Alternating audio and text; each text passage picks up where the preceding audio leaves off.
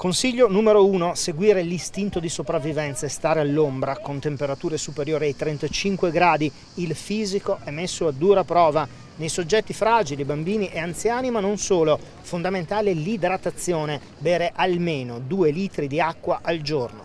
Oltre al bere, non alcolici, poca caffeina, non bevande zuccherate perché inducono poi alla sudorazione e a perdere liquidi, non questo, aiutarsi anche con alimenti adeguati. In caso di malessere l'appello è di non intasare i pronto soccorso, la figura a cui rivolgersi è il medico di base. È importante sempre consultarsi col medico di famiglia perché conosce la persona, sa come può procedere anche in termini di eventuali terapie che lui sta assumendo e che deve continuare ad assumere, però il medico di medicina generale è la figura fondamentale per questo.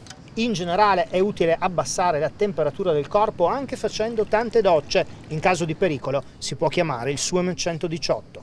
In questi giorni non stiamo registrando un particolare aumento di chiamate dovuto alla patologia da caldo.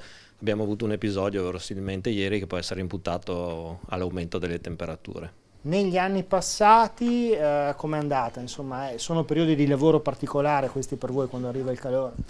Negli anni scorsi abbiamo avuto sicuramente un lieve aumento, ma non tanto per un problema relativo alle alte temperature, ma più ai flussi turistici chiaramente perché c'è un aumento delle presenze in città, sul lago e sulle montagne ovviamente.